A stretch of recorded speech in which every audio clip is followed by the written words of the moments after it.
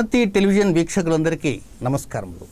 కుంభరాశి మరి కుంభరాశి జాతకులకి శనికేతువుల యొక్క వక్రనడక సంచార స్థితిగతులు ఎలా ఉన్నాయో, ప్రభావాలు ఎలా ఉంటాయో, తీసుకోవాల్సిన జాగ్రత్తలు ఏమిటో తెలుసుకుందాం ఈ వీడియోలో. ఇక శనికేతువులు ఈ కుంభరాశి జాతకులకి 11వ స్థానంలో సంచారం చేస్తున్నారు. మీ రాశి నుంచి 11వ స్థానంలో. అయితే ఈ సంవత్సరం అంటే 2019 ఏప్రిల్ 30వ తేదీ మంగళవారం ఉదయం 6:42 శని తానున్నటువంటి నక్షత్రంలో అనుకోకుండా వెనక్కి వక్రం వచ్చేస్తుంది. సడన్గా ఫార్వర్డ్ మోషన్లో వెళ్ళవలసినటువంటి శని బ్యాక్వర్డ్ మోషన్లోకి వచ్చేస్తాడు. అదే చోట అంటే అక్కడ పూర్వాషాఢ నక్షత్రం అక్కడ జరుగుతున్నది. అదే పూర్వాషాఢ నక్షత్రంలో కేతువు కూడా బ్యాక్వర్డ్ మోషన్లో వస్తున్నాడు. అంటే కేతువుతో కలిసి శని కూడా వక్రనడక ప్రారంభం చేశాడు ఏప్రిల్ 30వ తేదీ ఉదయం 6:42 నుంచి. ఆ ప్రకారంగా 2019 సెప్టెంబర్ 18 బుధవారం మధ్యాహ్నం 2:08 వరకు అంటే 141 రోజుల 7:26 పాటు మీకు 11వ స్థానంలో శనికేతువులు కలిసి వక్రనడక సంచారం జరుగుతున్నది. దీని ప్రభావం వలన కుంభరాశిలో ఉన్నటువంటి జాతకులు కొన్ని ముఖ్య విషయాలలో కొంత జాగ్రత్తలు తీసుకోవాలి, అప్రమత్తం కూడా ఉండాల్సిన అవసరం ఉంది.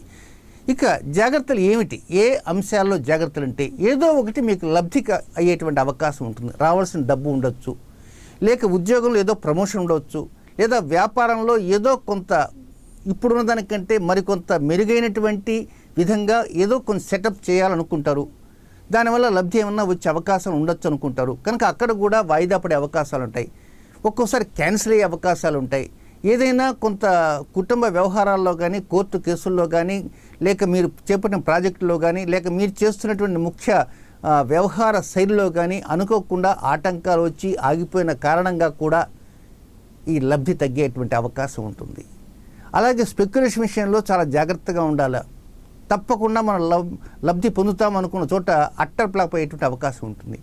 అలాగే కొంతమంది వ్యక్తుల ద్వారా మనకు లబ్ధి వస్తుంది అనుకున్నప్పుడు అనుకోకుండా అలాంటి వ్యక్తులతో లబ్ధి ఎవరైనా ఇచ్చి వస్తుంది అలాంటి వ్యక్తులతో వైరం పెంచుకున్న కారణంగా కూడా లబ్ధి ఆగిపోయేటువంటి అవకాశాలు ఉంటాయి. కనుక వ్యక్తులతో వైరాలు పెంచుకోవద్దు. వీలైనంత వరకు వ్యక్తులతో సన్నిహితంగా ఉండడానికి ప్రయత్నం చేయండి. గ్రహ సంచారాలకు వ్యతిరేకంగా ఉన్నాయి కాబట్టి కొంత అణిగిమణిగి వెళ్ళటం అనేది ఎందుకైనా మంచిది. దీంతోపాటు సంతాన సంబంధమైన అంశాల మీద కూడా అధికంగా శ్రద్ధ వహించాలి. వారి యొక్క విద్యా స్థితిగతులు కావచ్చు, వారి ఆరోగ్య స్థితిగతులు కావచ్చు, వివాహ సంబంధమైన అంశాలు కావచ్చు, లేక ఇటీవలే సంతానం కలిగిన వారు ఉంటే అలాంటి చిన్నారుల విషయంలో కావచ్చు, వారి ఆరోగ్య విషయాల్లోనూ ఇలాంటి ముఖ్యమైనటువంటి అంశాల మీద సంతాన మీద శ్రద్ధ అనేది కనబరచాల్సిన అవసరం కుంభరాశి జాతకులకు ఉంది. సో యథావత చెప్పొచ్చేది ఏమిటంటే ఈ 141 రోజులు సంతానం మీద లాభకరమైన అంశాల మీద. లాభము అంటే కేవలం డబ్బే అనుకోవద్దు. ఏదైనా ముఖ్యమైన కార్యక్రమాల కోసం వెళ్ళబోతుంటారు, అక్కడ వెళ్ళేటువంటి ప్రయాణం అనుకోకుండా ఆగిపోవచ్చు. సో ముఖ్యమైనటువంటి కొన్ని కార్యక్రమాలు పోస్ట్ పోన్ అయిన కారణంగా కూడా జరిగిపోతుంటాయి. కనుక వీటికి కొంత పరిహారాలు అవసరం. కనుక ఈ 141 రోజుల్లో 10 సార్లు పరిహారములు ఆచరించాల్సిన అవసరం ఉంది. ఆ 10 పర్యాయములు ఎప్పుడో ఆ డేట్లు దిగువన స్క్రోల్ అవుతున్నాయి. కనుక ఆయా డేట్లకి ఒక 10 లేక 15 రోజులు ముందుగా ఒక్కొక్క వీడియో అనేది మీకు అందిస్తాను.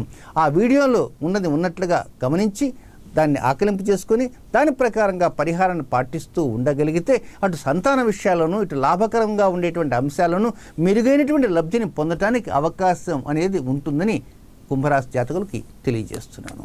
నమస్కారం.